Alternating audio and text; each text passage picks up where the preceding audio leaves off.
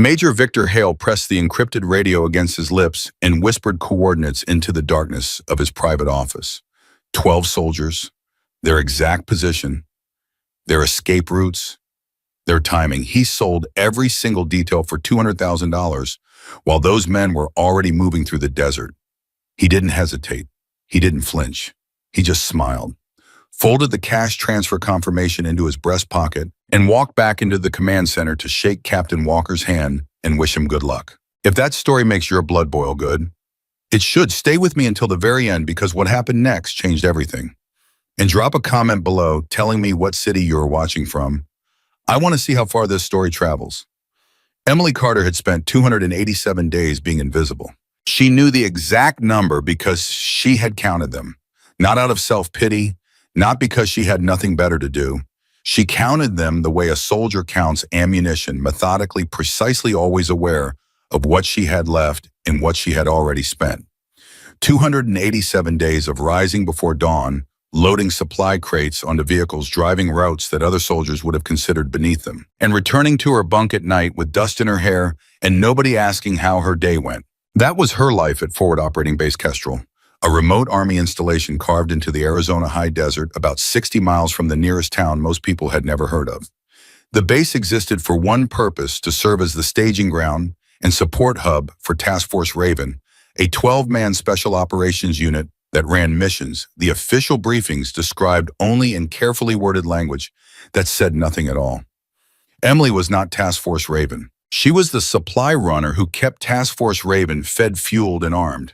There was a difference, and everyone on that base made sure she understood it every single day. It started the morning she arrived when she reported to the logistics depot, and a staff sergeant named Pollard looked at her assignment sheet, looked at her, looked back at the sheet, and said, "You sure this is right? They sent me a girl for heavy logistics." Emily had stood at attention, her duffel bag over one shoulder, and said, "Staff Sergeant, I graduated in the top 3% of my logistics cohort, and I qualified expert on the rifle range every single cycle." Pollard had taken the sheet, stamped it, and handed it back without making eye contact. "Good for you. You start tomorrow. Reveille at 0430. That was the first day. 287 days later, it was still the same. The morning of what would become the worst and most important day of Emily Carter's life started exactly the same way every other morning started. Her alarm went off at 4:15 because she liked to beat Pollard's wake-up call by 15 minutes. She pulled on her uniform in the dark, laced her boots without turning on the light. She had done it so many times she could have done it blindfolded, and walked across the gravel yard to the depot while the sky above the desert was still the color of charcoal. The depot in the early morning had a particular smell she had come to know well. Engine oil, dry wood, the faint metallic tang of rifle lubricant from the arms storage locker on the north wall. She found it oddly comforting, the same way some people find comfort in the smell of coffee or rain. It was the smell of a place she belonged to, even if nobody in that place had ever made her feel like she did. She began pulling inventory on the day's supply manifests. Water 42 crates, ammunition MK248 match grade 2 cases for Brooks, standard 5.56 for the rest of the team, medical supplies 2 trauma kits, 4 field dressings, 1 extra tourniquet bundle that Captain Walker had personally requested 2 days before. She paused at that last item. Walker didn't usually make personal requests. She filed it under the category of things she noticed, but didn't comment on, and moved on. By 6 in the morning, she had 2 vehicles loaded and was running her second checklist when she heard boots on gravel behind her and turned to find Sergeant Ryan Brooks leaning against the depot door frame, arms crossed, watching her work. Brooks was not a man who made a habit of visiting the supply depot. He was Task Force Raven's primary sniper, and snipers, in Emily's experience, tended to exist in a world slightly removed from everyone else on base. They were precise, quiet, economical with their words in a way that made every sentence feel like it had been selected from a much longer list of options, and all the unnecessary ones had been discarded. Brooks was all of those things, plus something else, something Emily had noticed but never been able to name until that morning. He was watching her work, not with the mild disinterest she usually got from the Raven team, but with what she could only describe as genuine attention. "You pulled my ammunition request," he said. It wasn't a question. 2 cases, MK248 match grade, she said. "It's already loaded." He nodded once, didn't move. She turned back to her checklist because staring at a special operations sergeant was not something she was in the habit of doing. You know what match-grade ammo is for, he said. Long-range precision shooting, she said, still not turning around. Consistent projectile weight, tighter tolerances, reduces variables at extended distance. A pause. Why, she was. You know your ammunition, he said. I know everyone's ammunition, she said. It's my job. Another pause. Longer this time. They said you were a marksman, he said, before they put you in logistics. She stopped writing, put down her pen, turned around slowly and looked at him directly for the first time. Who's they? She said. He tilted his head slightly, a small motion, like a man recalculating something. Word gets around, he said simply. Word gets around that I'm the supply runner, she said. That's what gets around. He looked at her for a long moment. Something in his expression shifted not to sympathy, which she would have found insulting, but to something more like consideration. Like a man who was adding a number to a column he hadn't known existed before. You ever shoot a bolt action? He asked. I qualified expert on the M110, she said. Semi-auto sniper system. Before they put me here. M110's a fine rifle, he said. Different from a bolt. I know that, she said. He pushed off the door frame, straightened, looked at her one more time. Different kind of breathing too, he said. Then he walked away. Emily stood in the doorway of the depot and watched him cross the yard back toward the Raven team's barracks, and she thought about the way he had said that. Different kind of breathing. Like it was something she might need to know. Like it was something he was leaving for her to find later, the way you leave a spare key under a rock just in case. She went back to her inventory. She had work to do. The first sign that the day was going wrong came at 11:15 in the morning, and like most first signs, it was easy to miss if you weren't paying attention. Emily was in the motor pool conducting a post-run inspection on one of the supply vehicles when she noticed Major Hale standing outside the intelligence building. This was not unusual in itself. Hale was the senior intelligence officer on base, and standing outside buildings was something senior officers did. What caught her attention was not where he was standing, but who he was talking to. The man with him was not a soldier. He was wearing civilian clothes, a tan shirt, dark trousers, boots that were too clean for the desert, and he was handing Hale something that disappeared into Hale's jacket pocket so fast Emily might have missed it if she had blinked. Their conversation lasted less than 40 seconds. Then the civilian walked to a vehicle parked near the east gate, got in, and drove away. Emily watched the vehicle until it disappeared around the far fence line. Then she looked back at Major Hale. He was already walking back inside. She stood next to her vehicle with a wrench in her hand and thought about it for exactly 30 seconds. Then she thought about what she was: a supply runner, a woman who nobody on this base took seriously, a person who had absolutely no standing to report a vague observation about a superior officer having a brief conversation with a civilian, and she went back to her inspection. She would remember this moment for the rest of her life. Not with regret exactly, more with the particular sharp understanding that comes when you look back at a turning point and realize that the whole thing could have gone differently if you had trusted yourself 30 seconds earlier. But she didn't. Not then. Not yet. At 1:30 in the afternoon, Task Force Raven launched. Emily was standing at the edge of the vehicle staging area with a clipboard when the convoy pulled out 3 armored vehicles, 12 men, weapons ready, faces calm in the particular way that trained soldiers are calm before a mission. Not relaxed, just settled, like water that has stopped moving on the surface but is still very much moving underneath. Brooks was in the 3rd vehicle. As it passed her, he looked out the window and caught her eye. He said nothing. He didn't wave. He just looked at her for 1 second with that same expression he'd had in the depot that morning, that calculating, considering look, and then the vehicle was past her and the convoy was moving toward the desert road, and then they were gone. The dust settled. The yard was quiet. Emily went back to work. 3 hours later, the radio erupted. She was in the depot running afternoon inventory when she heard the first transmission, and she heard it because the depot shared a wall with the communications annex, and the walls at FOB Kestrel were not built for privacy. The transmission was fragmented, broken by static and distance, but the voice carrying it was unmistakable. Captain Ethan Walker, calm, precise, in control. But underneath the control, something Emily had never heard from Walker before. Fear. Kestrel Base, this is Raven Actual. We are taking fire from 3 directions. Say again, 3 directions. We have casualties. We are pinned at grid November Foxtrot 771, requesting immediate extraction or fire support. Over. Emily stopped moving. She stood completely still with a water requisition form in her hand and listened. The response from base communications came back flat and procedural. Raven Actual Kestrel Base copies your position. Stand by for assessment. Stand by for assessment. 12 soldiers pinned down in hostile desert, taking fire from 3 directions with casualties, and the response was stand by for assessment. She set the water form down on the crate next to her. The radio went quiet for nearly 4 minutes. Emily counted them. Then Walker's voice came back, and this time the control was thinner. Kestrel Base, we need extraction. We have 1 critically wounded. Brooks is down.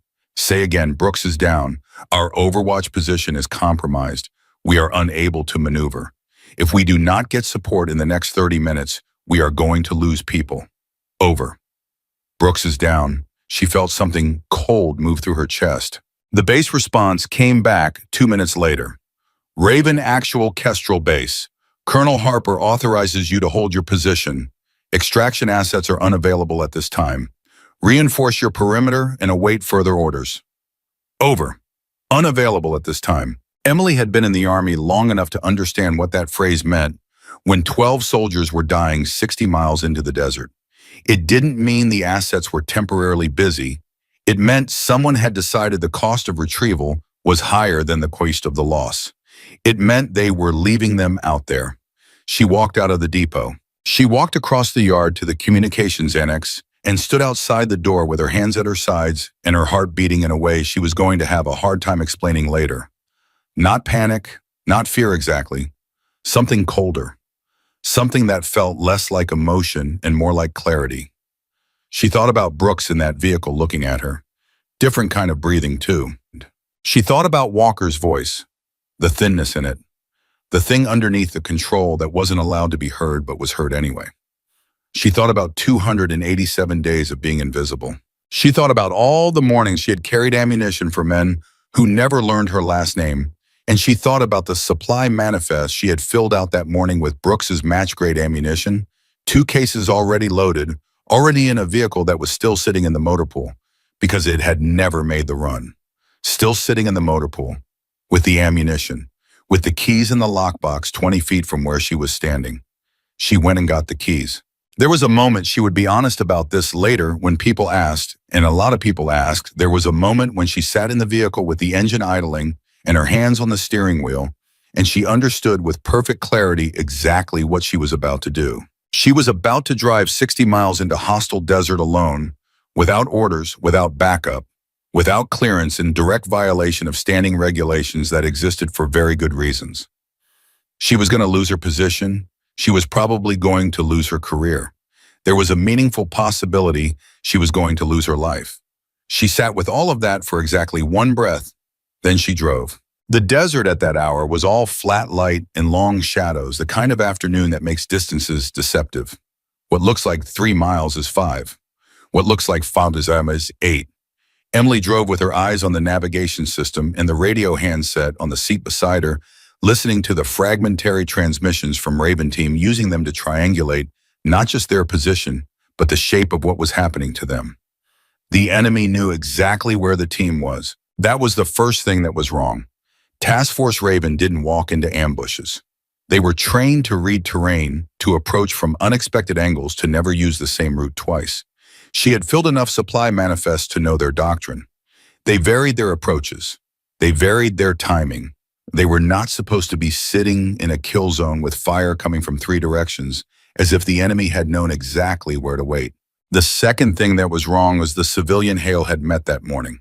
She didn't connect those 2 thoughts consciously, not yet. She filed them next to each other in her mind. The way she filed items in her inventory present accounted for relationship to be determined. She drove. 40 miles out, she heard Walker's voice again, and now the control was almost completely gone. Kestrel Base, we have a second KIA. I say again, 2 confirmed killed in action. We have 4 wounded, 2 critical. The enemy has a marksman position on the northern ridge. We cannot move without taking direct fire. We need someone in to address that position, or we will not survive until dark. Over. The response from base was silence for so long that Emily thought the transmission had failed. Then a different voice came on. Colonel Harper himself. Raven Actual, this is Kestrel 6. Understand your situation. Extraction remains unavailable. You are authorized to attempt breakout at your own discretion. Kestrel Base out. Attempt breakout at your own discretion. Harper was telling 12 trapped soldiers, or 10 now, 2 of them dead, 4 of them wounded, to find their own way out of a kill zone that had a sniper on the northern ridge, cutting down anyone who moved. He was telling them that and then signing off. Emily pressed the accelerator down harder than she had pushed it before. She was 11 miles out. She heard Brooks's voice once on the radio. It was brief, fragmented, and spoken through obvious pain, but it was recognizably his, that same economical precision, stripped down now to almost nothing but still present. Walker, North Ridge, market. Someone's got to take that shot or nobody gets out. Walker's response, Brooks, you are not going anywhere. Lie still.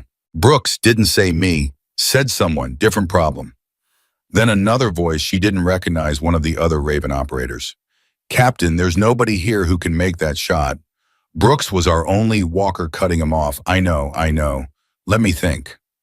The transmission broke. Emily drove. She was 8 miles out when she topped a low ridge and saw the desert spread out below her. And far ahead, she could see the faint smoke trace of something burning, and she thought about what Brooks had said to her that morning in the doorway of the depot. Different kind of breathing. She thought about the 2 cases of match-grade ammunition in the back of her vehicle. She thought about the way Walker had said, let me think, with 12 people's lives in the balance and no options left. She pressed the accelerator down until the engine was making a sound it wasn't designed to sustain. 6 miles. 5. 4. The radio crackled again. Walker's voice, and now there was something in it that she had never heard from him before and that she never wanted to hear again from anyone. Kestrel Base, this is Raven Actual. We are at critical. I have 2 dead, 5 wounded, and a sniper position I cannot neutralize. I need someone to know that my team fought hard. Say again, my team fought hard. Ever. He was saying goodbye. He was reporting his own team's last stand. Emily Carter picked up the radio handset. She had never spoken on a tactical net before in her life. Raven Actual, this is Carter, supply runner. I am 4 miles north of your position with Brooks's rifle and 2 cases of match grade. Tell me where to go. Over. There was a silence that lasted 3 full seconds. Then Walker's voice stripped down to a single word. Carter. Yes, sir, she said. I need coordinates and a direction. Over. Another silence. Then, Carter, this is insane. Yes, sir, she said. Coordinates. Over. He gave them to her. She drove. When she found them, the situation was worse than even Walker's transmissions had made it sound. She came in from the north through a dry wash that gave her cover, and she pulled the vehicle behind a rock formation that was large enough to block sight lines from the ridge, and she got out and moved on foot to the edge of Raven Team's perimeter. The first person she saw was Walker. He was crouched behind a sandstone outcropping with blood on his left sleeve and a radio in his right hand and an expression on his face that she had seen on men who were calculating whether their decisions had been worth the cost they were paying for them. He looked at her, this 24-year-old supply runner in a logistics vehicle, and she could see him running through every other option in his head and arriving at the same answer every time. Tell me you can actually shoot, he said. Expert qualification every cycle, she said. M1, 10, M4, M9. I grew up shooting in Texas. I have been shooting since I was 8 years old. Brooks's rifle is in an M110. I know that. It's 800 meters to that ridge. She looked at the ridge, measured it in her mind, ran the number she had learned in marksmanship training by to wind elevation distance, the particular math of sending a small piece of metal to a precise point in space and time.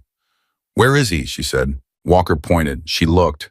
She saw what the enemy sniper's position gave him, the angle, the coverage, the way he had chosen a spot that controlled every possible movement route.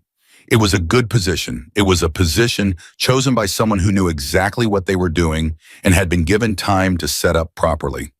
She thought about how you give a sniper time to set up. You give him advance warning. You tell him exactly where the target is going to be. She filed that thought next to the one about Hale and the civilian. Brooks, she said. Where is he? 40 feet east behind the wash wall.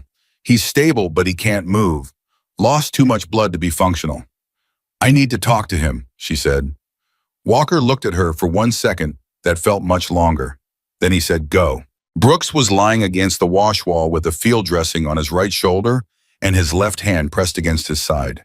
His rifle was 3 feet away from him where it had fallen when he went down, and he was looking at it with the expression of a man who has something important nearby that he cannot reach. He looked up when she came around the corner. For a moment, he just looked at her. Then Carter. Brooks, she said. You drove out here, he said. Yes. That was stupid, he said. Yes, she said again. He looked at her for another moment. Something moved in his expression, something she hadn't seen in anyone's expression all day, a kind of recognition that had nothing to do with rank or assignment or the 287 days of being invisible. The dope is in the notebook in my left breast pocket, he said. Atmospheric data elevation adjustments, range cards for 300 meters out to 1,000. The 800-meter line is the fourth entry. She reached carefully past his arm and retrieved the small notebook. Opened it, found the fourth entry. He watched her read it. The bolt throw is short, he said. Don't fight it, work with it, and the trigger breaks at about 3.5 pounds, which is lighter than the M11. Oh, don't anticipate it. Don't anticipate the break, she said, still reading. Breathe down, he said. Not in, down. Bottom of the exhale where everything stops. That's your window. She looked up from the notebook. He was watching her with complete attention. You told me that this morning, she said. Different kind of breathing. I know, he said. She looked at him for a moment. You knew something was going to happen today. He held her gaze. I knew something felt wrong. I didn't know what. A pause. I put 2 cases of my ammunition on your manifest. I know, she said. I noticed. I know you noticed, he said. That's why I did it. She stood up the notebook in her hand. He said, Carter. She turned. Breathe down, he said. Everything else is just math. She picked up the rifle. She walked toward the open ground. The distance to the ridge was 814 meters by Brooks's range card. She found a position in a shallow depression at the edge of the perimeter that gave her a sight line to the northern ridge without putting her in the direct sight of 3 enemy positions covering the teams east and south. She had maybe 2 minutes before someone located her, maybe less. The rifle was heavier than the M110 and balanced differently in her hands. She felt the difference immediately. Not bad, just different the way a new tool feels before you have found your grip on it. She settled into position, worked the bolt once to confirm a round was chambered, felt the short, crisp throw that Brooks had warned her about. She found the ridge in the scope. 814 meters is a distance that does not look like a distance when you are lying on the desert floor with a rifle. It looks like close. It looks like manageable. The scope makes it look that way, pulls the far thing near, makes it seem like something you can reach. But the math knows the truth. The math knows that a bullet crossing that distance is traveling through wind and air, pressure and gravity, and 100 variables that all want to push it somewhere other than where you intend it to go. The math is the enemy of the shot, and the only way to beat it is to internalize it so completely that it stops being math and starts being instinct. She had internalized it, not in combat, not in a real fire position, but in 287 days of watching soldiers prepare, of loading match-grade ammunition, of reading manifests, and knowing exactly what every caliber was for and at what range and under what conditions. She had learned the math the way she learned everything on this base. By paying attention when nobody was watching, she found the position. A shadow, a specific stillness in a place that should not have been still. The kind of stillness that a trained human body makes when it is doing exactly what Brooks's body had been designed to do on the other end of a rifle. She breathed in. She let it out. She let it go all the way out past the comfortable point into the territory where everything inside her stopped. That was the window. That was what Brooks meant. The bottom of the exhale, where everything stops. She pulled the trigger. The rifle fired. The ridge was still. For 3 full seconds, nobody moved on the battlefield. Then Walker's voice somewhere behind her, low and controlled and carrying something she had never heard from him before. He's down. 1 shot, 814 meters. a supply runner from Texas who had spent 287 days carrying ammunition for soldiers who never learned her name. One shot, and the battle changed. Walker was already on the radio. All elements, this is Raven Actual. Northern Overwatch is neutralized. Raven team, we move. We move now. She worked the bolt. She was already looking for the next problem because they had found her position, and they were coming. She worked the bolt. Brass ejected, fresh round chambered, bolt closed. 3 seconds. She was already moving before the echo of the first shot finished crossing the desert. Because the moment that enemy sniper went down, every other gun on that ridge stopped waiting and started hunting. And what they were hunting was the muzzle flash she had just given them. She had maybe 40 seconds before the first round started finding her position, and she used every one of them to crawl laterally along the depression, dragging Brooks's rifle with her, moving fast and low and without looking back. Behind her, Walker's voice cut through the chaos like a blade. Raven, move by fire, 2-man teams. Bravo element, take the east wall. Alpha with me. Do not stop moving. The team was up. For the first time in 2 hours, Raven team was moving. That was what one shot had done. Emily reached a second position 15 feet west of her first, pressed herself flat and got back behind the scope. She was breathing hard from the crawl, and she could feel her pulse in her fingertips, which was exactly what Brooks had told her not to allow. She forced herself through 3 deliberate exhales. Felt the hammering in her chest slow by degrees. Found the ridge again. 2 enemy fighters had broken cover to relocate after the sniper went down. That was their mistake. She put the first one down at 600 meters on a moving shot that she would never be able to fully explain, part training, part instinct, part the particular cold clarity that comes when everything around you is happening too fast for doubt to find a foothold. She was already working the bolt when she heard one of the Raven operators somewhere to her left make a sound that was not a word, just a breath, the kind of sound a man makes when he sees something he didn't expect. She found the second fighter. He had stopped. She didn't let him start again. 2 shots, the ridge went quiet. Walker's voice, Carter, where are you? West of my first position, she called back. I'm still good. A pause, then, can you hold that ridge for 60 seconds? She looked through the scope. 3 visible positions, all of them now keeping their heads down. Yes, sir, she said. Then hold it, he said. We are getting our people out. She held it. 60 seconds is a very long time when people are trying to kill you. She counted them. Not out of compulsion, but out of tactical necessity. She needed to know how long she had been in any given position before she moved again, because staying still was how you got found, and getting found out here alone with no backup and no overwatch meant it was over. She had given up on counting seconds in her personal life a long time ago. But this kind of counting was different. This kind of counting was survival. At 30 seconds, a burst of fire came from her right that kicked up dirt 6 feet from her position. She rolled left without thinking, came up in a new spot, got back on the scope, found the origin point, a fighter repositioning along the base of the ridge. She tracked him for 2 seconds, and then he stopped behind a rock formation, and she lost him in the shadow. She waited. At 43 seconds, he moved again. She didn't wait for 44. The rifle fired. The man didn't move again. Somewhere behind her, she could hear the sounds of rapid movement, the controlled, urgent noise of trained soldiers moving wounded equipment, making the kind of quick, tactical decisions that added up to survival. She didn't look back. Looking back meant taking her eye off the ridge, and taking her eye off the ridge meant something coming over it reached Walker's team before she could stop it. She kept her eye on the ridge. At 58 seconds, Walker's voice came back. Carter, break contact. Fall back to the vehicles. Go. She was already moving.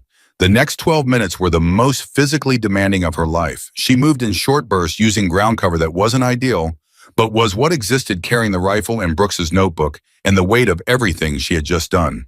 Fire came in twice more from the ridge, both times close enough to feel, neither time close enough to matter. She found Walker at the vehicle line. He was loading the last of the wounded into the 2 operational vehicles the team had left. 2 men were dead and had already been secured for transport. 5 were wounded to varying degrees. The remaining 5, who were still functional, were set in a tight perimeter around the vehicle's weapons-oriented outward waiting. Walker looked at her when she arrived. He was a man who did not express surprise easily. She had observed that about him in the small number of times she had been close enough to observe anything. He processed things, filed them, acted on them. Surprise was an emotion that implied he had failed to anticipate something, and Walker was not a man who liked to fail. Right now, he looked surprised. "You drove 60 miles alone," he said. "Yes, sir." "Unauthorized?" "Yes, sir." "With my sniper's rifle and ammunition?" "Yes, sir." He looked at her for 3 full seconds. Then he said, "Get in." The drive back was 41 miles of hostile desert with 2 vehicles, 7 functional personnel, including Emily, 5 wounded, and 2 men who were coming home in a way their families weren't ready for yet. Walker drove the lead vehicle. Emily was in the second with 2 Raven operators named Vasquez and a man everyone called Decker, who was running the radio and making the kind of terse, careful transmissions that communicated the situation to base without broadcasting it to anyone who might be listening. Nobody talked much. That was fine. Emily didn't need conversation right now. She needed the road and the miles and the feeling of putting distance between the team and the ridge, where she had just done something she had been carrying the capacity to do for her entire military career without anyone giving her the chance to prove it. She sat in the back with Brooks's rifle across her knees and Brooks himself across the seat with his head against the door and his eyes closed, breathing with the careful discipline of a man who knows that controlled breathing is the difference between staying conscious and not. At mile 23, he opened his eyes. He looked at the rifle in her hands. He looked at her face. "How many?" he said.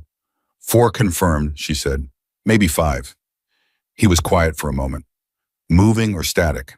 "2 static, 2 moving, 1 at 600 on a lateral track." Another pause. "Lateral track at 600, he repeated. "That's not a beginner shot." "No," she agreed. He closed his eyes again, then opened them one more time. "You breathed down," he said. It wasn't a question. "Yes," she said. He looked at her the way he had looked at her in the depot doorway that morning, with that particular calculating attention, except now the calculation was finished and the number in the column was something he hadn't been expecting, but was going to have to factor in from this point forward. "You're going to have a very different life after today," he said. She looked out the window at the desert moving past. "I know," she said. They hit the base perimeter at 1900 hours. Colonel David Harper was standing at the vehicle gate when they came through, which meant word had preceded them, which meant the radio traffic had already been heard and processed, and Harper had decided to be present for whatever was about to happen. He was 61 years old, had served for 38 years, and had the kind of face that had been weathered by enough hard decisions to carry them without visible distortion. He watched the vehicles stop.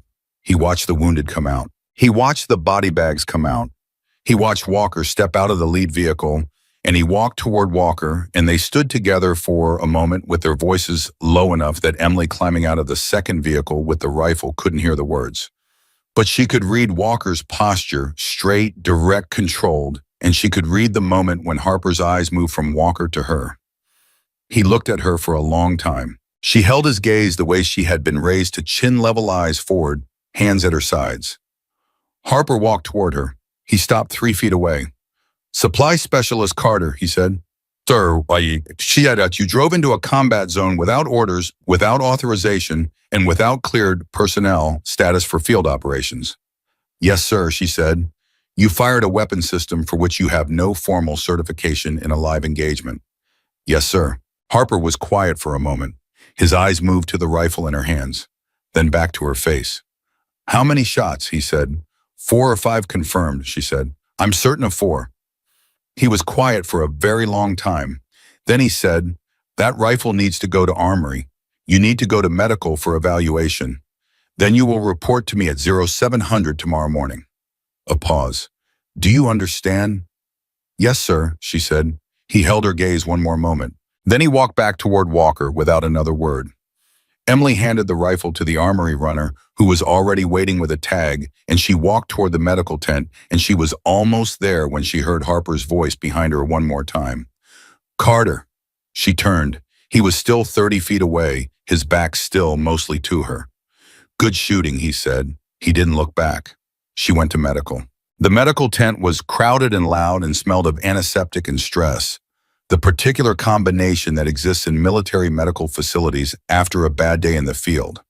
She sat on a bench at the edge of the tent while two medics worked through the wounded in order of priority, and she submitted to the standard post-incident evaluation with the quiet patience of a woman who had been patient in far less important circumstances for much longer. The medic who checked her over was named Torres, a compact woman about Emily's age who worked with quick, efficient hands, asked questions in a flat professional tone. Any injuries, cuts, impacts, falls? No. Hearing normal, any ringing? Some fading. Normal for unsuppressed fire at range. Torres made a note. Hands steady. Emily held out her right hand. It was completely still. Torres looked at it, then at Emily. You were the shooter, Torres said. It wasn't exactly a question. Yes, Emily said. Torres nodded once, made another note. Something in her expression shifted, not dramatically, not with the theatrical recognition that Emily had been receiving from various people in the last 2 hours, but with a quiet and genuine acknowledgement. One competent woman recognizing another.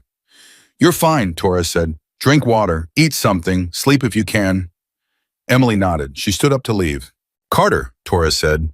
She turned. Torres was already moving to the next patient, not looking up from her clipboard. What you did today, Torres said. The part that matters isn't the shooting. Emily waited. The part that matters is that you showed up, Torres said. A lot of people could pull a trigger if they were already there. Not many people get in the vehicle alone and drive.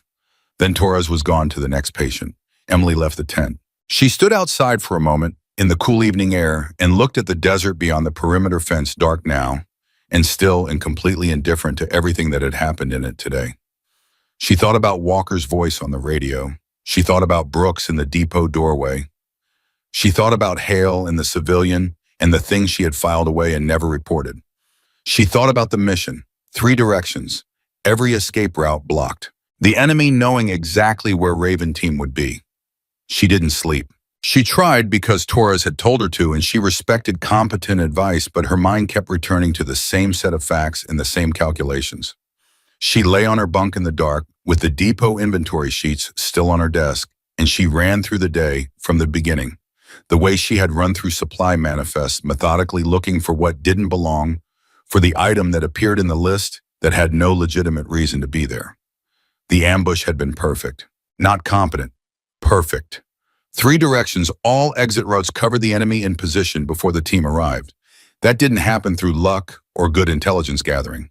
That happened because someone who knew the mission had communicated the details to people who were paid to make use of them. Someone inside the base. She sat up at 2 in the morning and turned on the small light above her desk. She pulled out a blank requisition form, the only paper she had ready to hand, and she started writing. Not a formal report, just a list. What she had seen, what she had heard, what she had noticed in 287 days of carrying things around this base while nobody paid attention to her. The times she had seen Hale making calls outside the secure building.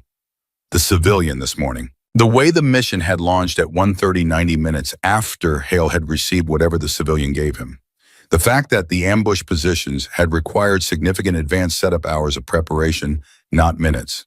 She wrote it all down. Then she sat back and looked at it. She was a supply runner. She had no intelligence training, no authorization to conduct any form of internal investigation, no standing to accuse a senior officer of anything, especially the day after she had already violated standing regulations by driving into a combat zone without orders. She thought about Walker. She thought about the 2 soldiers who hadn't come back today. She folded the paper carefully and put it in her breast pocket. She would take it to Walker in the morning before the 0700 with Harper. Walker would know what to do with it. Walker would know whether it was real or whether it was a 24-year-old supply runner with a head full of combat stress, making connections that didn't exist. But she didn't think the connections didn't exist. She thought they existed very clearly. She thought they had been there to see for a long time. She just hadn't trusted herself to see them. She wasn't going to make that mistake twice. At 0530, she was up and dressed and crossing the yard toward the medical tent, where she knew Brooks would have been moved into the overnight care area.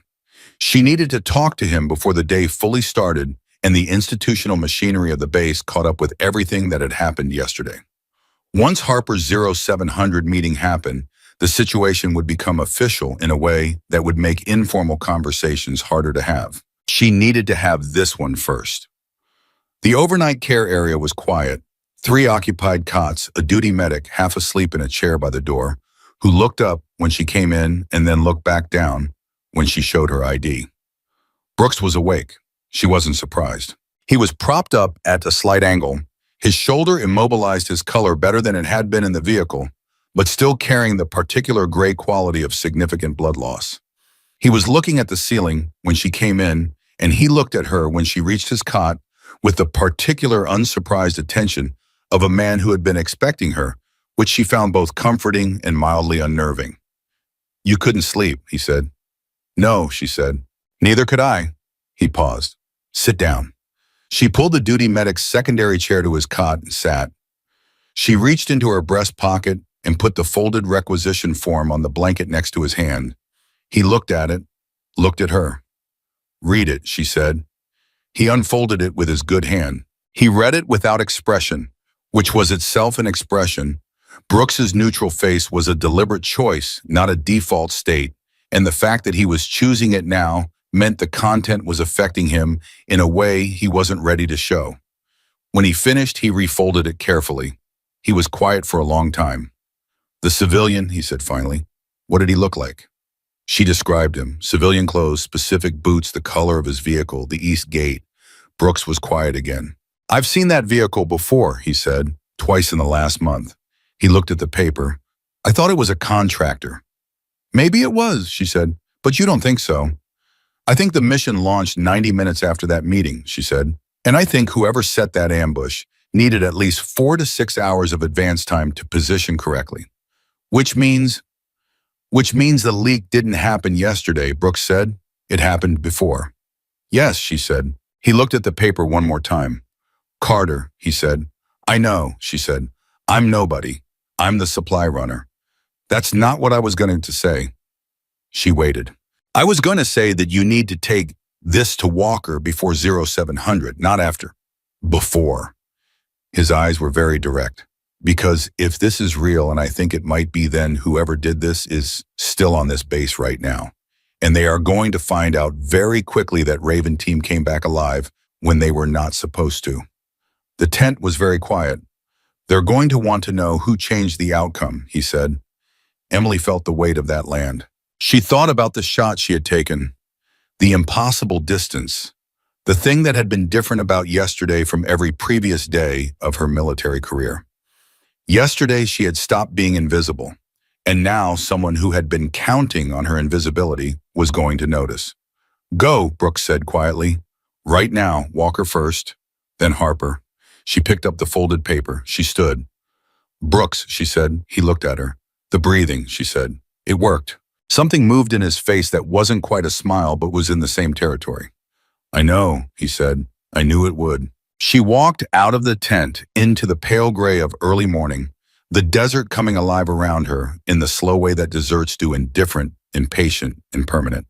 She walked toward Walker's quarters with the paper in her hand and 2 dead soldiers behind her, and a traitor somewhere on this base still drinking his morning coffee and believing that 12 men were rotting in the desert and no one would ever know why. He was wrong about that. He was wrong about a lot of things. Starting with the supply runner, he had never bothered to notice. Walker answered his door on the second knock. He was already dressed, which told her he hadn't slept either. He had the look of a man who had been sitting with something heavy in the dark for several hours and had decided what to do about it, but hadn't moved yet. He looked at Emily standing in his doorway at 5:45 in the morning with a folded piece of paper in her hand, and he stepped back without a word and let her in. His quarters were spare in the way that men who have lived in the field for long periods keep spaces spare. Nothing on the surfaces that didn't need to be there. Everything in its place, a discipline that had long ago stopped being effort and become simply the way things were. A single lamp was on at the desk. A coffee cup steamed next to a radio that was turned low. He took the paper she held out and read it standing up. She watched his face. He read it twice, the second time slower than the first. When he set it down on the desk, his hand stayed on top of it for a moment, flat, like a man making sure something couldn't move. "The civilian at the East Gate," he said. "You saw this yourself." 11:15 yesterday morning, she said. "I was in the motor pool. They were outside the intelligence building. The exchange took less than a minute. Exchange of what? I couldn't see clearly. Something that went into Hale's inside jacket pocket. Walker was quiet. His jaw was set in a way she had learned to read in the last 18 hours as his processing expression, the face he made when the incoming information was serious enough to require him to build an entirely new structure around it before he could speak again. The vehicle positions, he said. You wrote that the ambush required advanced setup. At minimum 4 hours, possibly 6. That's based on the approach angles and the covered firing positions. Someone walked that ground before we arrived, before the mission even launched. She paused. The mission briefing was at 0900. The civilian met Hale at 01115. The convoy launched at 1330. Walker looked at her. You're doing mission timeline analysis, he said. I'm doing inventory, she said. It's what I do. I look at what's in the manifest and I look at what's not there and I figure out what's missing. He picked up the paper again. Read it a third time. Then he looked at her with an expression that was several things simultaneously: respect and calculation, and something that might have been anger, though directed inward rather than at her, the anger of a man who realizes he missed something he should have seen. Why didn't you report the meeting when you saw it? He said. She held his gaze. Because I'm the supply runner, she said, and Hale is a major, and I had no evidence, no standing in 287 days of being the person nobody on this base takes seriously. The silence that followed that statement was the most honest silence she had experienced since arriving at FOB Kestrel. Walker set the paper down. You have standing now, he said. I know, she said. That's why I'm here. He picked up his radio. By 0600, 3 people knew what Emily had seen. Walker Harper and Master Sergeant Cole Bennett, the senior NCO for Task Force Raven, who Harper had pulled into the conversation with a single radio call that woke Bennett at 5:58 and brought him to Harper's office at 0603 in boots he hadn't fully laced. Bennett was 42 years old and built like something that had been compressed under significant pressure for a long time. He had a sniper instructor's eyes, the kind that were always measuring distance and angle, even in a room, and a reputation on base that operated mostly through implication. Nobody told stories about Bennett directly. They told stories about things that had happened in his proximity and let the listener draw conclusions. He read Emily's paper standing in the corner of Harper's office, while Harper and Walker talked in low voices at the desk and Emily stood near the door, with her hands clasped behind her back and her face neutral.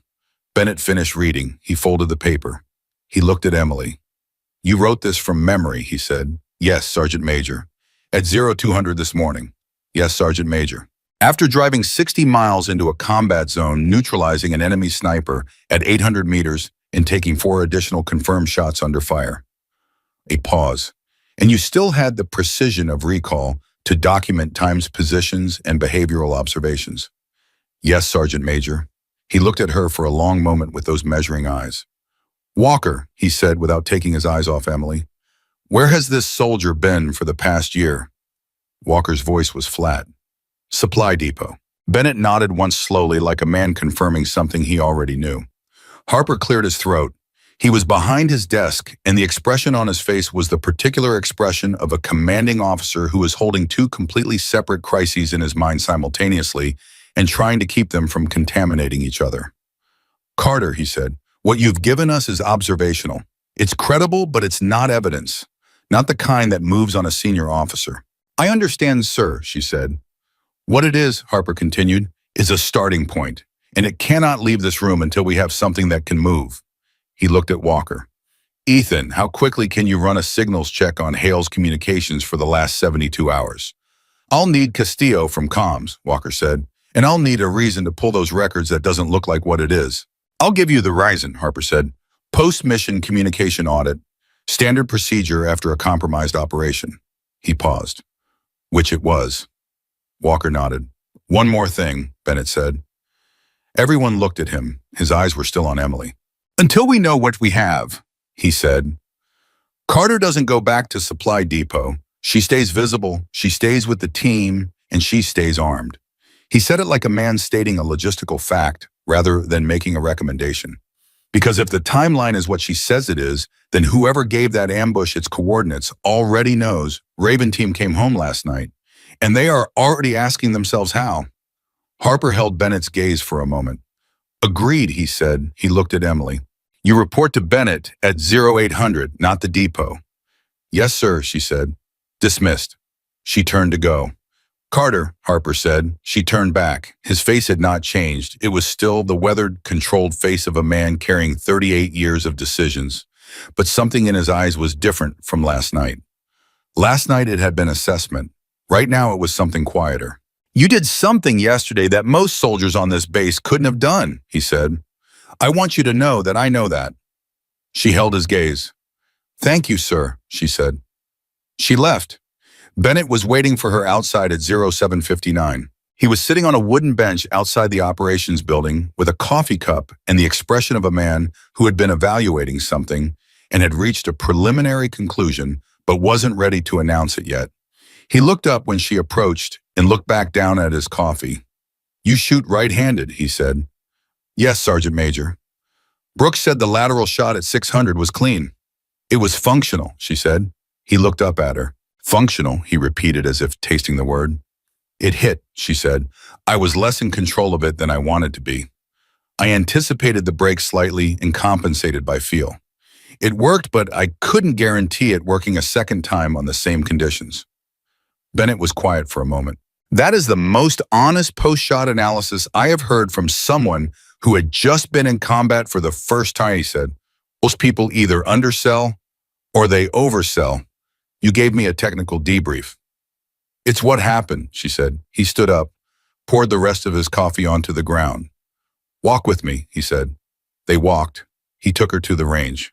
Not the standard qualification range on the south side of the base, but the extended precision range that ran behind the motor pool, a 700-meter stretch of packed desert that the Raven snipers used for maintenance shooting when they weren't in the field. It was empty at this hour the way things are empty before the official day catches up with the unofficial one that has already been running for hours. He went to the equipment locker at the range head and came back with a bolt-action rifle that was not Brooks's heavier older, the kind of system that had been used to train snipers before the newer platforms arrived, and remained on base because Bennett personally believed that a sniper trained on harder equipment shot better equipment when he finally got it. He set it down on the shooting bench. He looked at Emily. Load it, he said. She loaded it. Chamber around, he said. She did. 400 meters, he said. Steel target left side, no rush. She settled in. She breathed down. She fired. The steel rang. Bennett didn't say anything. He walked behind her to the spotting scope, and she heard the sound of him checking the hit through the glass. Again, he said. Same target. She reloaded. Fired. Steel rang. Who's 100, he said, right side. She adjusted, fired, pause. Fire again. She fired again. He walked back around and stood beside her and looked at her for a long time. Not with the calculating consideration she had become accustomed to from Brooks, and not with the measured assessment of Harper or Walker. Bennett looked at her the way a craftsman looks at a tool that has been in the wrong drawer for a very long time. How long since you had formal instruction? He said. Last formal training was qualification cycle 14 months ago. And in those 14 months, you've been doing what? Supply runs, she said, and shooting at the 300-meter range when nobody had booked it. Alone. Yes, Sergeant Major. How often? She thought about it. Twice a week when I could get time. Once a week minimum. He crossed his arms. Already authorized that range time, he said. It wasn't quite a question. Staff Sergeant Pollard told me the range was available to all base personnel during unbooked hours, she said. I used unbooked hours. On what system? Whatever was in the standard arms locker. Usually the M4. Twice I got time on the M110 when Brooks had signed it back in and nobody had checked it back out yet. Bennett looked at her.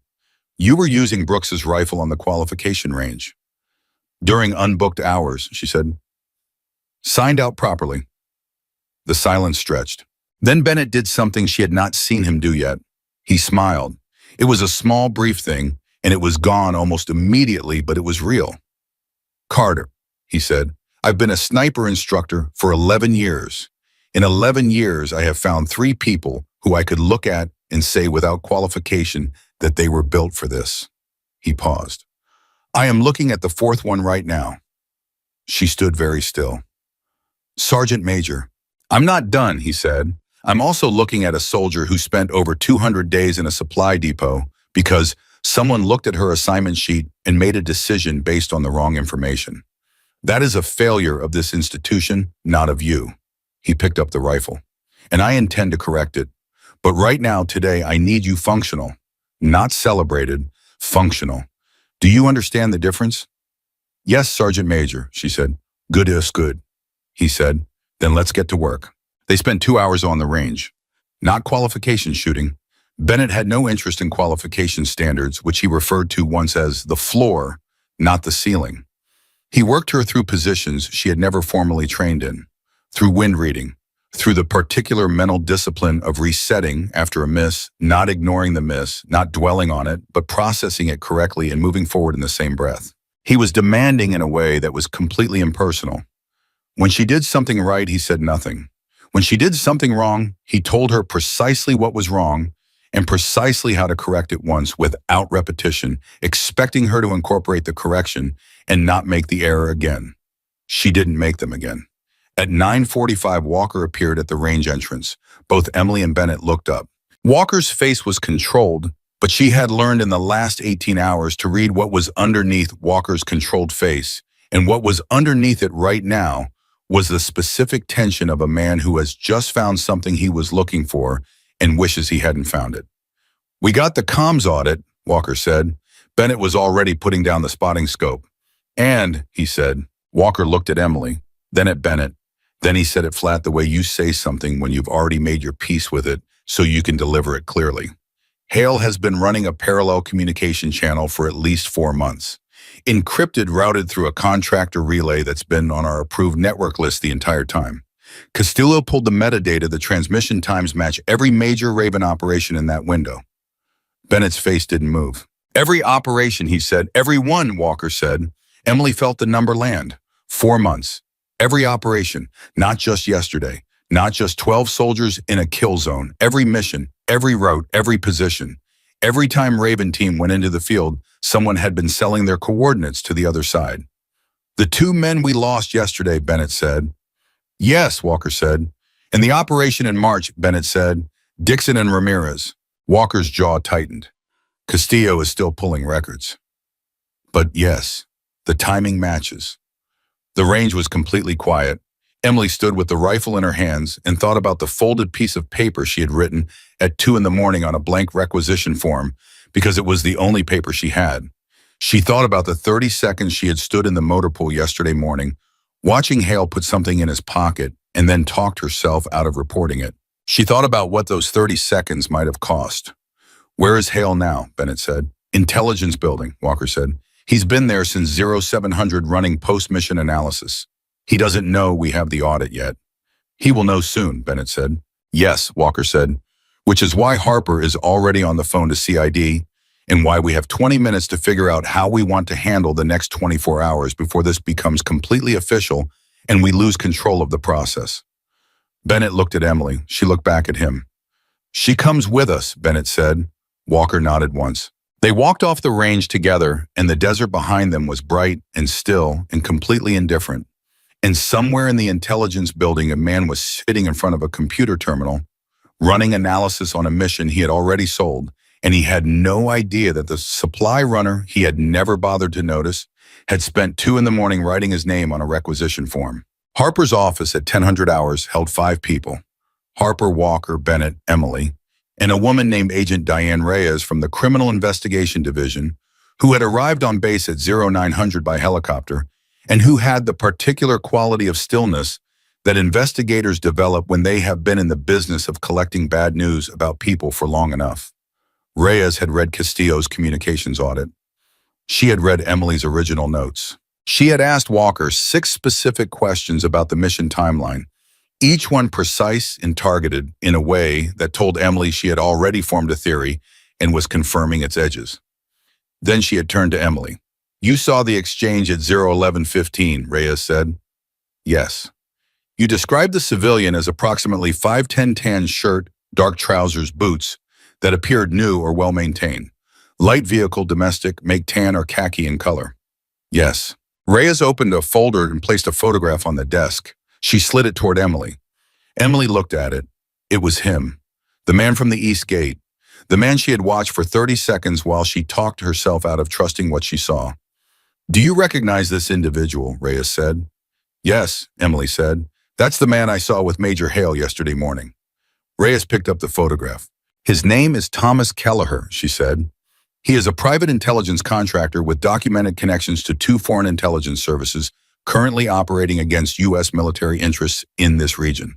She closed the folder. "He has also appeared on surveillance footage at 2 other installations in the past 18 months. Both installations experienced compromise operations." The room was very quiet. "We've been looking for the base connection for 6 months," Reyes said. She looked at Harper.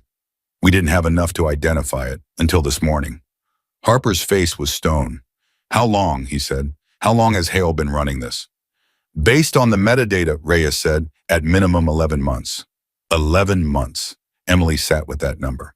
11 months of missions run through a system that had already been sold. 11 months of men going into the desert trusting that their operations were secure, trusting their intelligence officer, trusting the institution that was supposed to protect them. And for 11 months, a man had been sitting in that trust like a parasite and eating it alive. "We arrest him now," Bennett said. It was not a suggestion. "Not yet," Reyes said. Bennett looked at her. "Not yet," she repeated calmly with the steadiness of someone who has had this exact argument before. "Because if we arrest Hale today, Kelleher disappears before we can find the network structure, and the network finds another access point within 60 days. We need 48 hours to position properly, and we need Hale in place until we're ready to roll the whole thing up simultaneously." 48 hours, Walker said, "Ramon, during which Hale is running intelligence on our next operation." "During which Hale thinks he is running intelligence," Reyes said. "There's a difference. Every piece of operational information he receives from this point forward will be prepared by me." A pause. "He'll be feeding them exactly what we want them to have." Harper was quiet for a long moment. Then, "Do it," Reyes nodded. She gathered her folder, stood, looked at Emily one more time. "Miss Carter," she said, "in my experience, the difference between a case that closes and one that doesn't is almost always a witness who decided to write things down at 2 in the morning when they didn't have to." Emily held her gaze.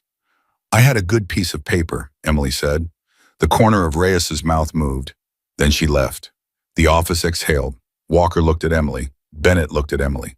Harper looked at Emily and said nothing for a moment, and in that silence, Emily felt the weight of the previous 24 hours settle fully for the first time, not heavily, not in a way that pushed her down, but in the way that things settle when they have found their correct position after being in the wrong one for a very long time. "Carter," Harper said. "After this is resolved," he paused, "I'm sending your file to the Advanced Sniper Qualification Board. Personally." Another pause. "Bennett tells me you have been training on your own for 14 months. "Yes, sir." "That stops," Harper said. She felt something drop in her chest. "As of now," Harper continued, "you train with Bennett, formally, daily, on the record." He looked at her steadily. "No more unbooked hours, no more invisible work. Whatever you've been building in the dark, Carter, it's time to build it in the light." She stood at attention. She was not going to let her voice change. She was not. "Yes, sir," she said. She almost managed it perfectly. The 48 hours that followed were the longest of Emily Carter's life, and she had already lived through some very long days. She knew Hale was in the building. She knew he was sitting at his desk running analysis on a mission he had helped destroy, writing reports about an ambush he had helped engineer, and doing all of it with the particular confidence of a man who believes he has not been found. She passed him twice in those first 24 hours, once in the corridor outside the operations center at 1100 on the first day, and once in the mess hall that evening. Both times he looked at her the way senior officers look at junior enlisted personnel who work in logistics. Which is to say, he looked through her entirely, his eyes moving past her face without registering it, the way a person looks through a window at something more interesting on the other side. She was still invisible to him. For once in her career, she was grateful for it. The first time she passed to him in the corridor, she kept her face neutral and her pace steady, and she did not let a single muscle in her body communicate what she knew. It was the hardest acting she had ever done, and she had not known until that moment that she was capable of watching it. She walked past a man who had sold 12 soldiers to their deaths, and she looked at the wall ahead of her and kept moving. She told Bennett about it afterward. They were on the range running the afternoon session that had become their daily rhythm in 24 hours, on the way routines establish themselves quickly when there is genuine purpose behind them. Bennett was spotting. She was behind the rifle at 900 meters, and her hands were not entirely steady for the first time since she had started working with him. "You're anticipating," he said. "I know," she said. "It's not the shot you're anticipating." She pulled back from the scope, looked at him. He was watching her with the level of attention she had learned to read as his version of care impersonal, on the surface, completely personal, underneath. "Say it," he said. "I walked past him," she said. "Hale, in the corridor this morning. He looked right through me. And I wanted to say something to him," she said. "I wanted him to know. She stopped. "I wanted him to be afraid the way they were afraid. The men on the radio, Walker's voice.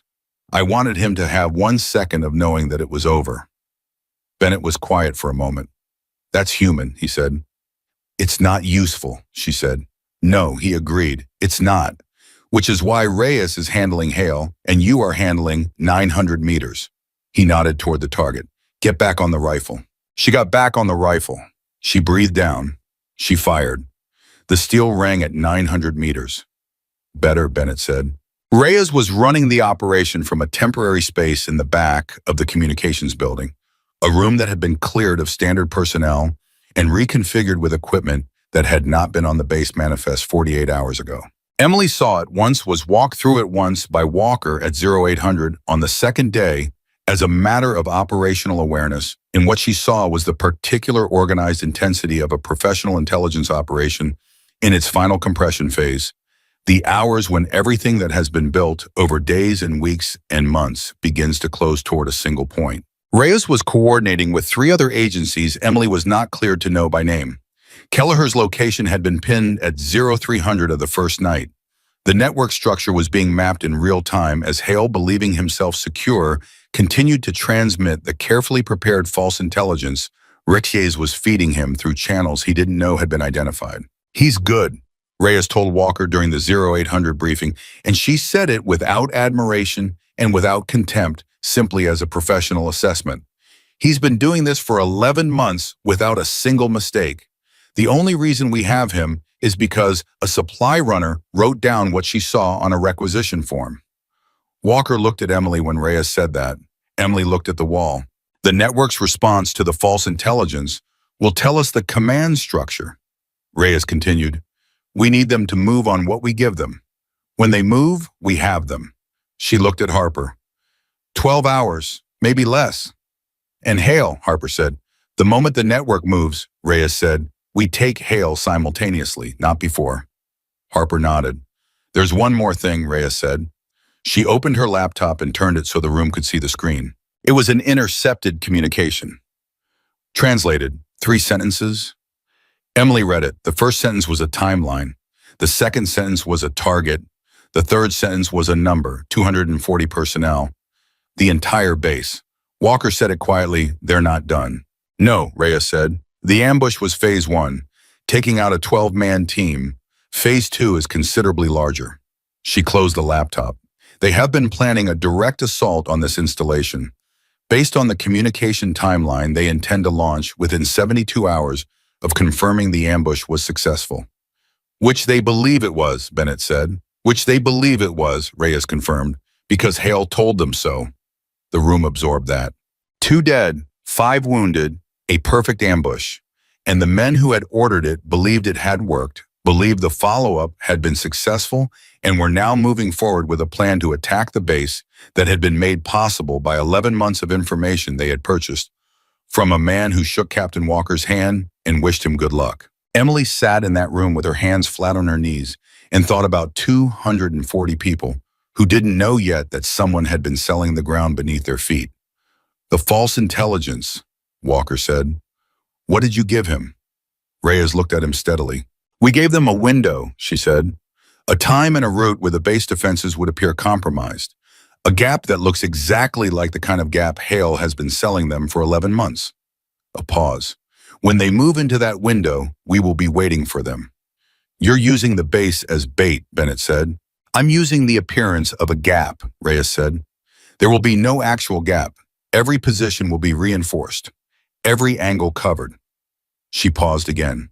But I need your best shooter on the high ground. Someone who can read a field under pressure and make decisions in real time without waiting for orders to confirm what they already know needs to happen. She looked at Emily. Emily looked back at her. I've had 30 hours of formal instruction, Emily said. You've had 14 months of self-directed precision training, Reyes said. And you made a confirmed shot at 814 meters under fire with an unfamiliar system after driving 60 miles alone into a combat zone. She tilted her head slightly. I've been briefed thoroughly on your file specialist, Carter. The formal instruction was always the smallest part of it. Emily looked at Bennett. Bennett looked at her with the measuring eyes. It's your call, he said.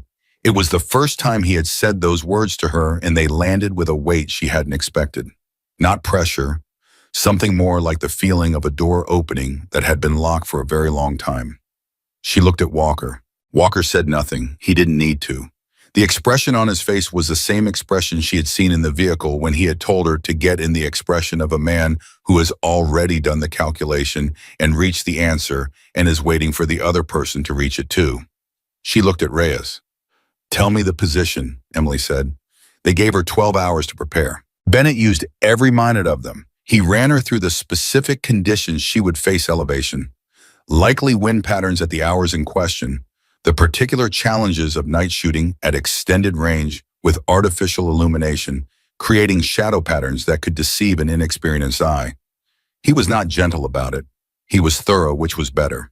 At one point, he stopped and looked at her directly. You're going to have noise around you, he said.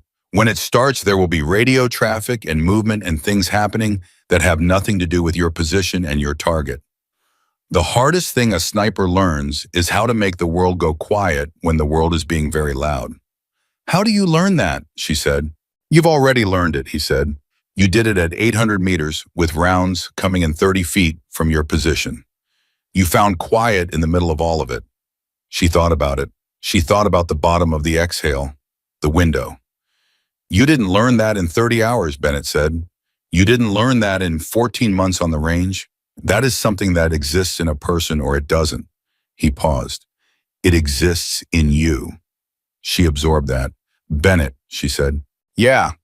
When this is over, she said, whether it goes right or wrong, I need you to tell me honestly, am I actually cut out for this, or are you running confidence management on me because you need a shooter for tomorrow night? He looked at her for a long, completely still moment. Carter, he said, in 11 years, I have never managed anyone's confidence. It is a waste of both our time. He picked up the spotting scope.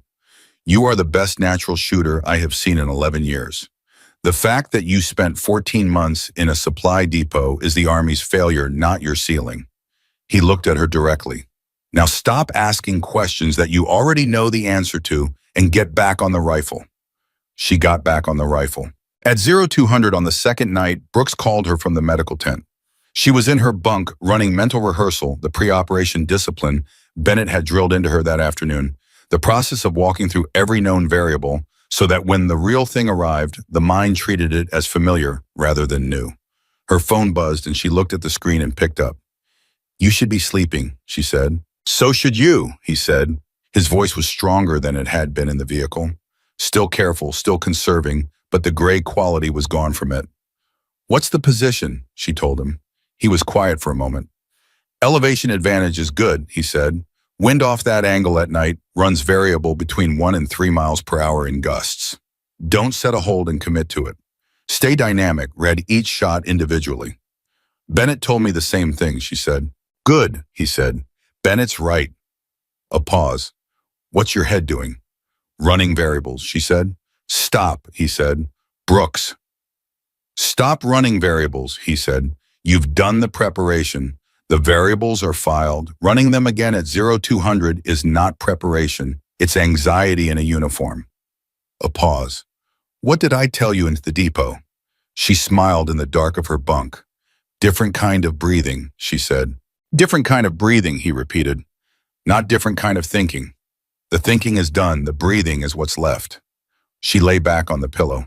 Brooks, she said. Yeah. You put my name on the manifest for a reason, she said. Before the mission, before anything happened. He was quiet for a moment.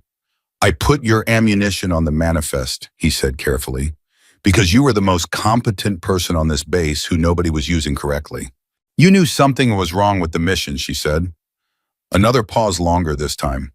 I knew something felt wrong, he said. I didn't know what or where. I just knew that if things went sideways, I wanted someone capable in the support chain who could make a decision. He paused. I didn't know you'd drive 60 miles alone. Would you have put my name on the manifest if you'd known that, she said. The pause before his answer was the longest one yet. Yes, he said. She closed her eyes. Get some sleep, he said. You've got work tomorrow. Yes, sir, she said. He laughed once quietly and the line went dead. She slept. 1900 the following evening. The base looked normal. Shift change at the guard positions. Standard lighting on the perimeter. The gap that Reyes had manufactured in the defense pattern was invisible to anyone inside the wire and exactly what it needed to look like to anyone watching from outside. Emily was in position 40 minutes before she needed to be. Bennett had told her once that a sniper who is not early is already late, and she had internalized it completely.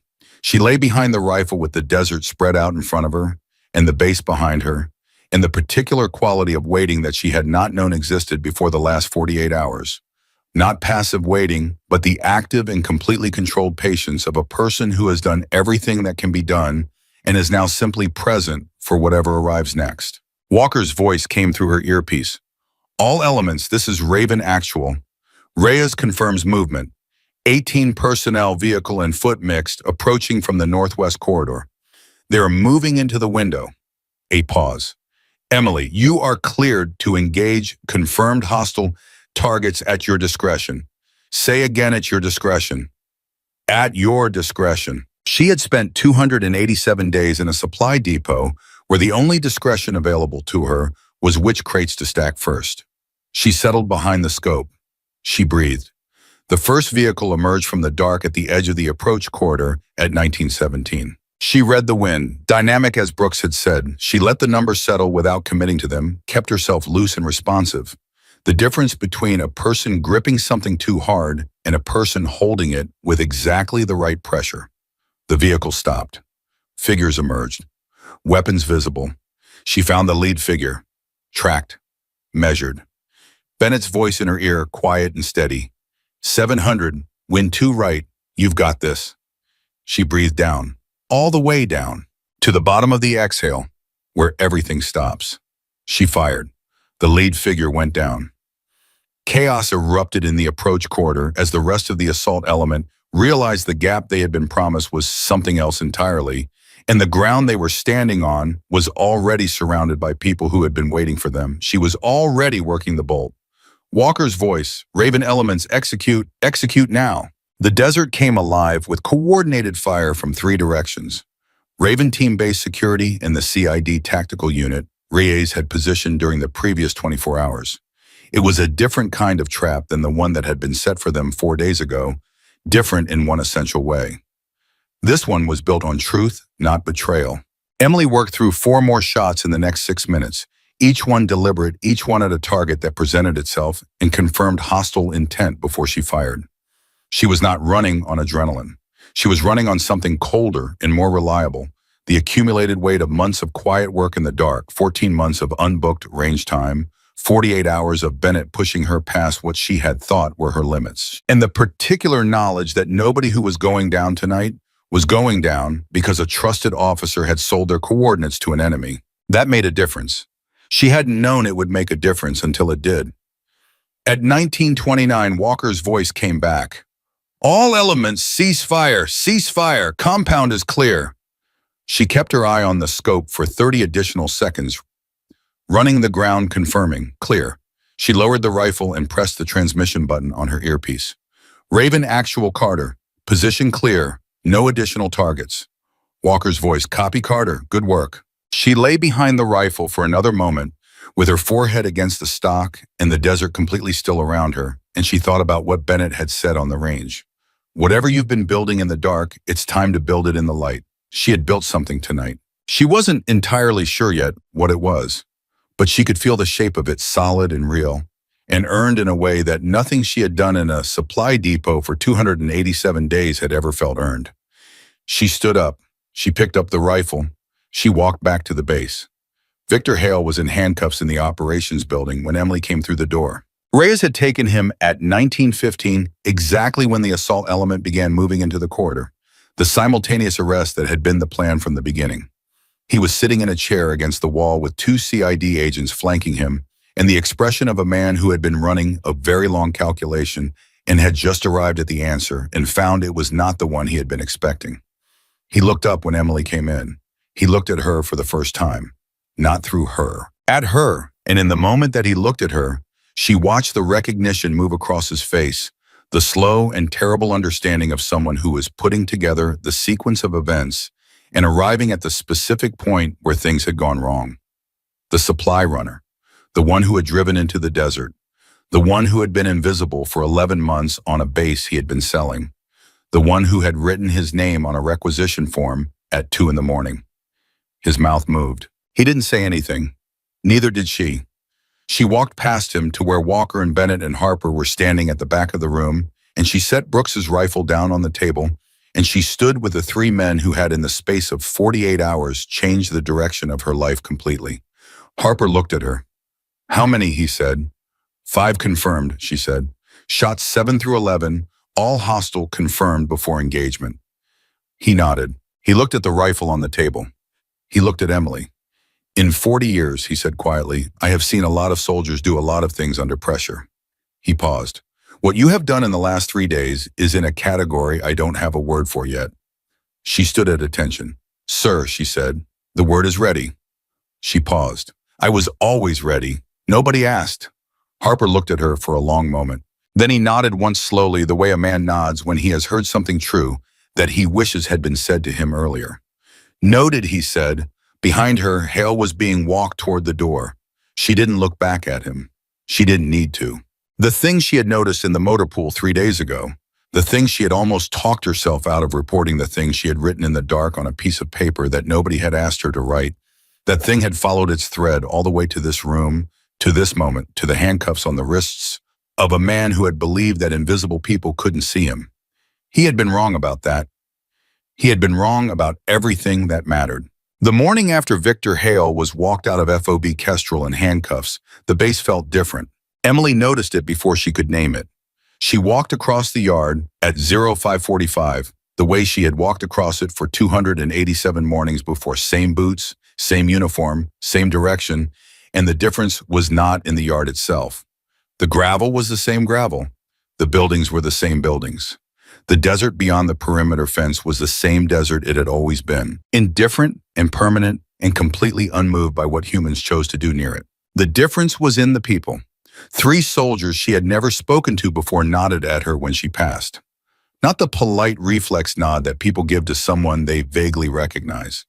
A deliberate, direct acknowledgement. Eye contact. The kind of nod that carries weight. She nodded back and kept walking, and she felt the weight of it settle somewhere in her chest, in a place that had been empty for a very long time. She went to the range. Bennett was already there. He had a coffee and the spotting scope and the particular expression of a man who had been awake for a while and had been thinking about something specific. He looked at her when she came in and he said nothing for a moment, which with Bennett was its own form of communication. "Sleep," he said finally. "Some," she said. "Enough."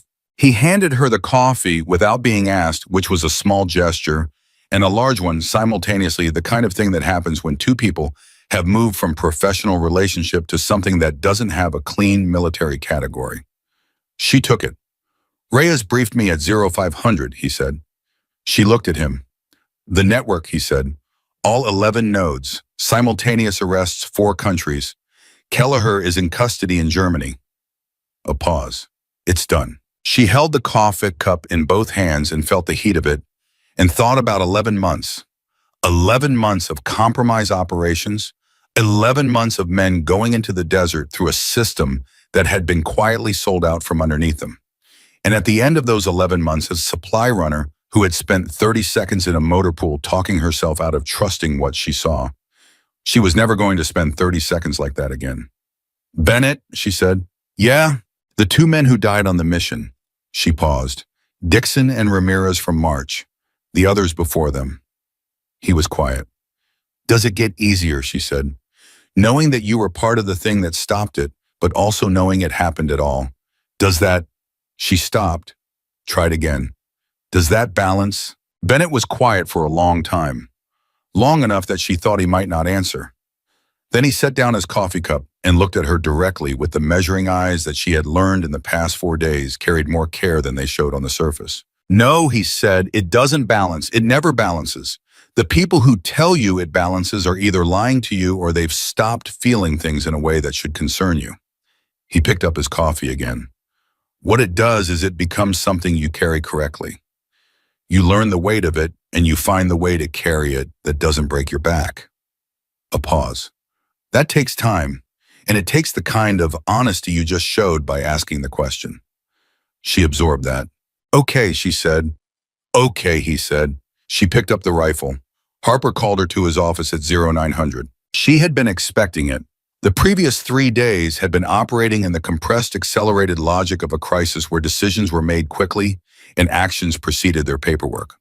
She understood that the institutional machinery was now going to begin the slower process of catching up to what had already happened, and that catching up would involve conversations about what she had done, what it meant, and what came next.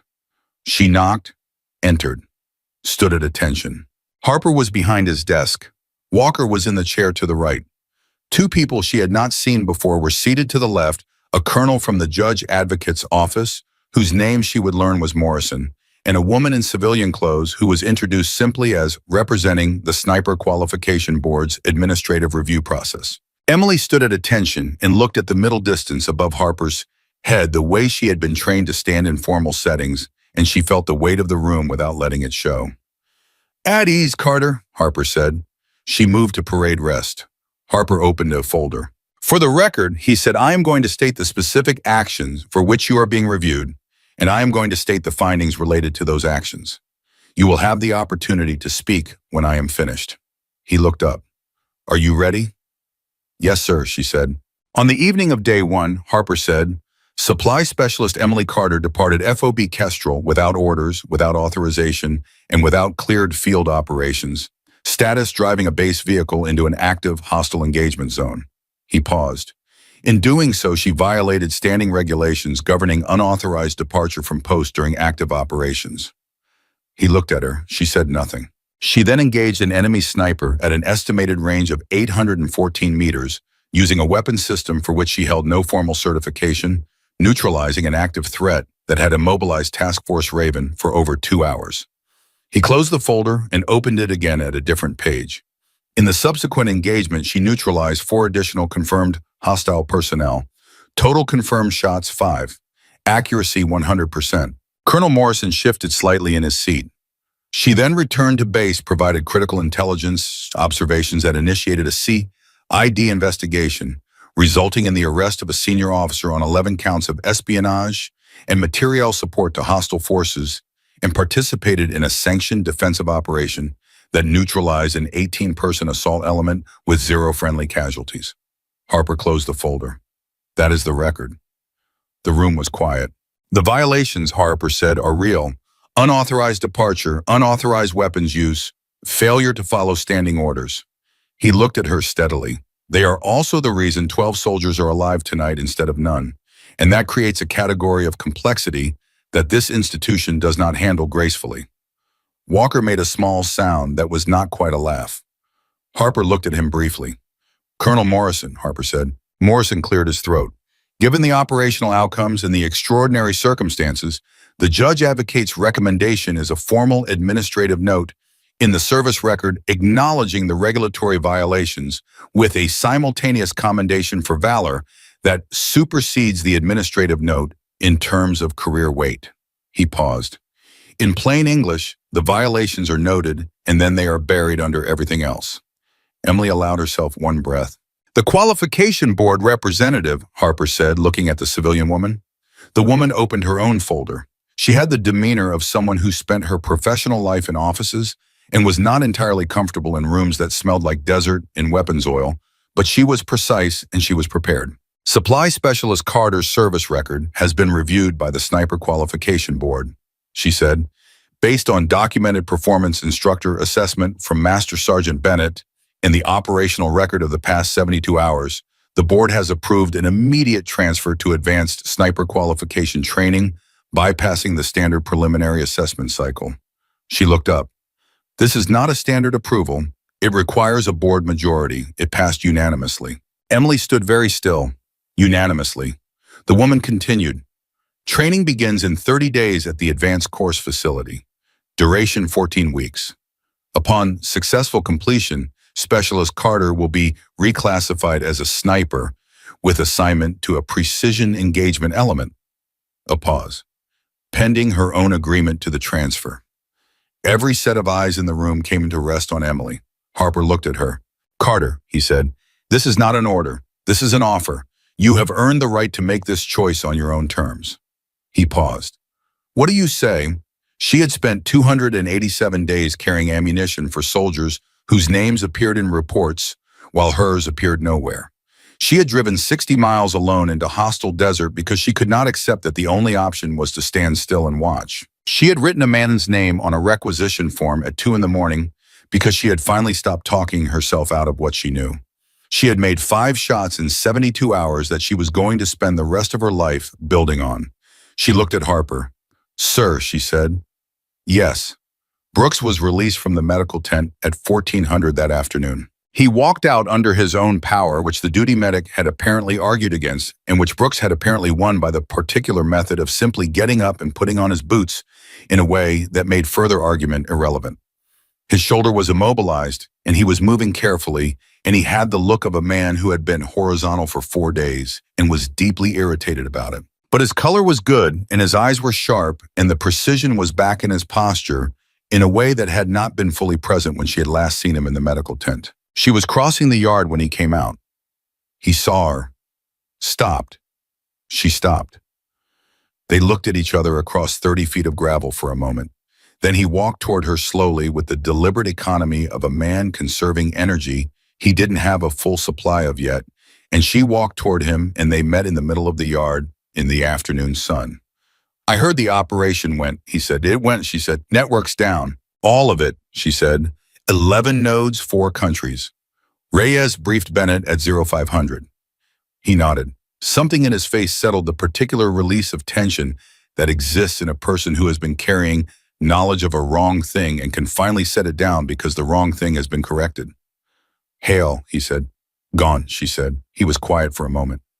Dixon and Ramirez, he said. I know, she said. He looked at the desert beyond the fence. They were good soldiers, he said.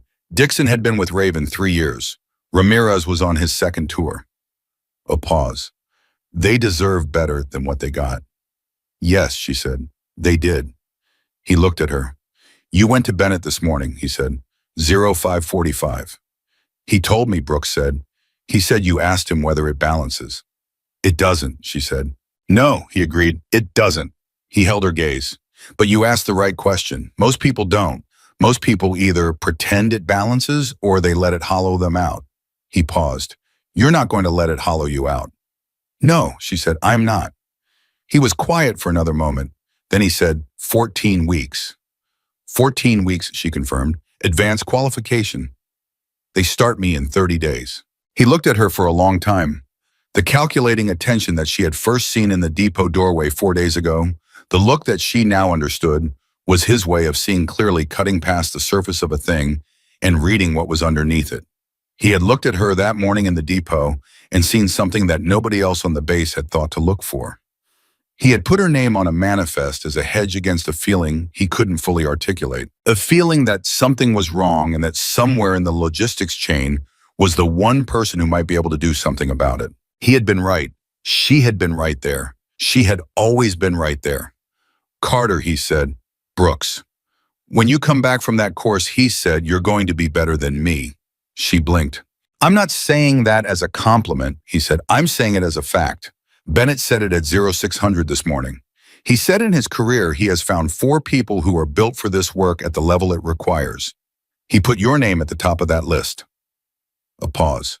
Bennett does not put names at the top of lists carelessly. She stood in the afternoon sun and felt the weight of that land differently than any recognition she had received in the past 72 hours.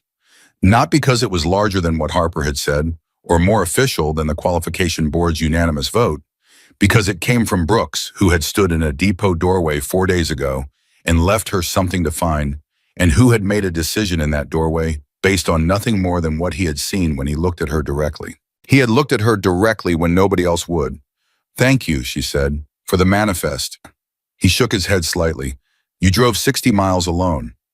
"You put the ammunition in the vehicle," she said. He almost smiled. "Different kind of breathing," he said. "Different kind of breathing," she said. He nodded once, turned and walked toward the operations building with the careful, deliberate steps of a man who was going to be fully himself again in another week and knew it.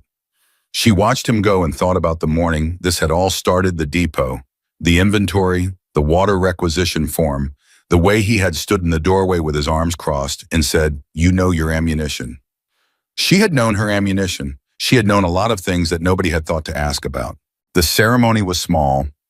Harper had offered something larger: formal parade, full base attendance, the institutional acknowledgement that the situation warranted.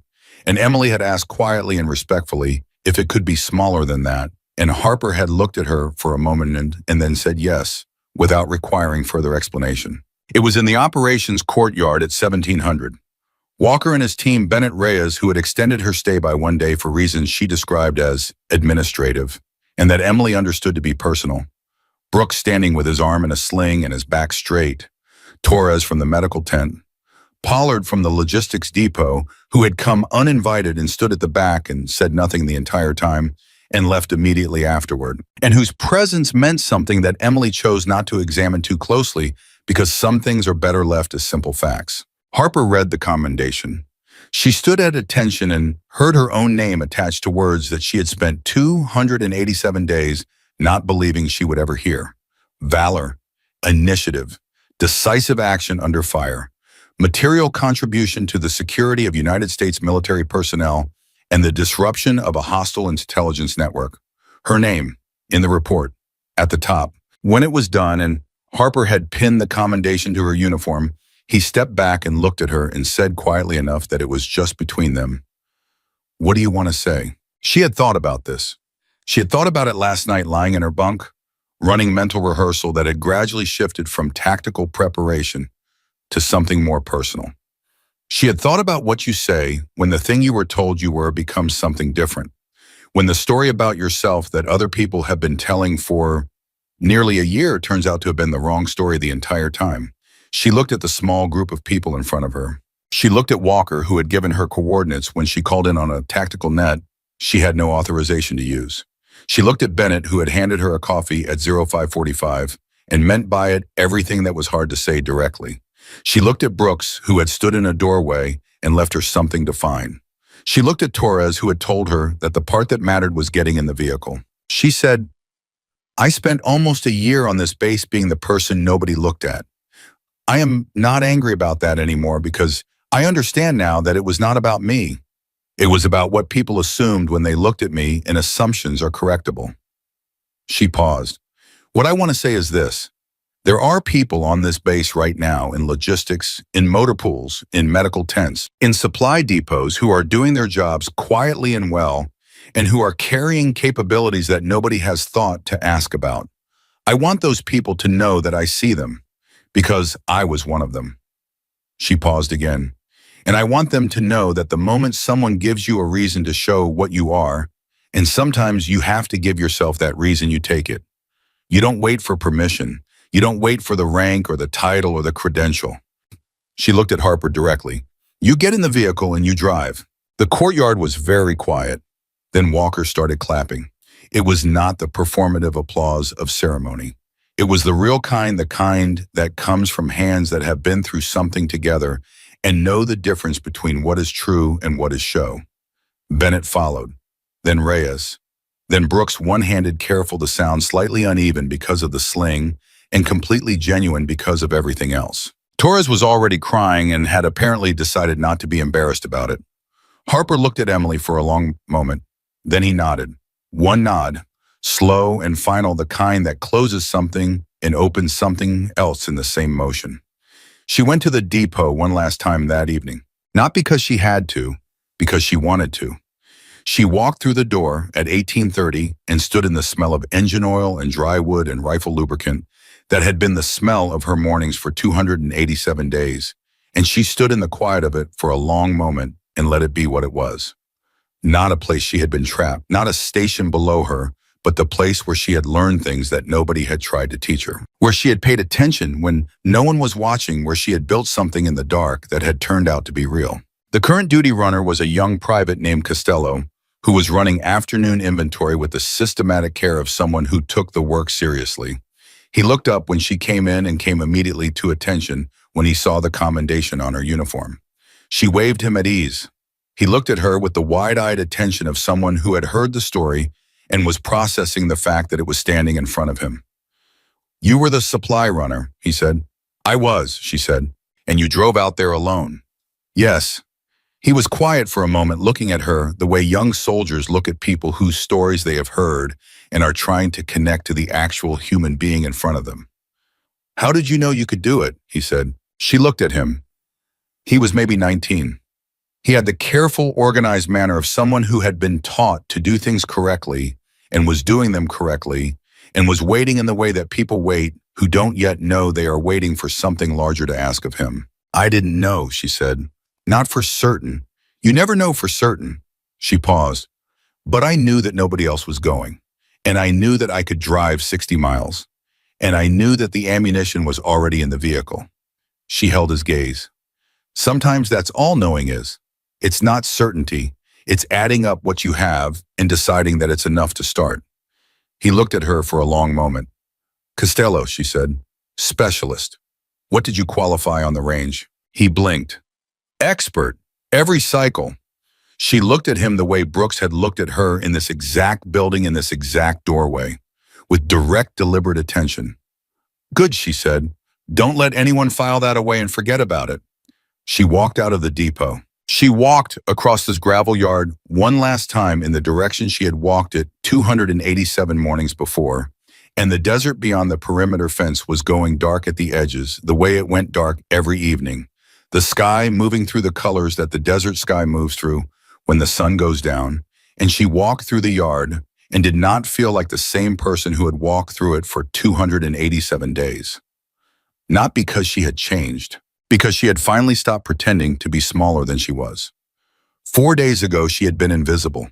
She had driven into the dark alone with a vehicle full of ammunition and someone else's rifle, and 287 days of invisible work that nobody had asked about, and she had aimed at something 814 meters away, and she had breathed all the way down to the bottom of the exhale where everything stops, and she had pulled the trigger. And the world had changed, not because she had suddenly become something new, because she had finally shown what she had always been.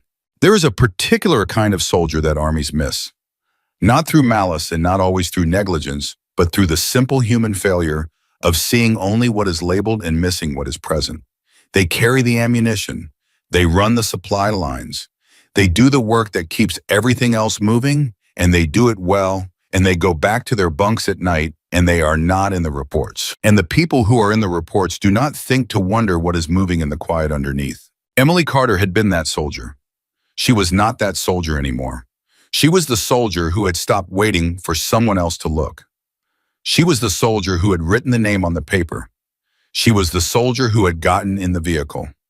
She was the soldier who had breathed down to where everything stops. And when everything stopped, she had been steady. She had always been steady. The question was never whether Emily Carter could take the shot. The question was only ever whether the world would give her a reason to pull the trigger. She had given herself the reason, and she had not missed.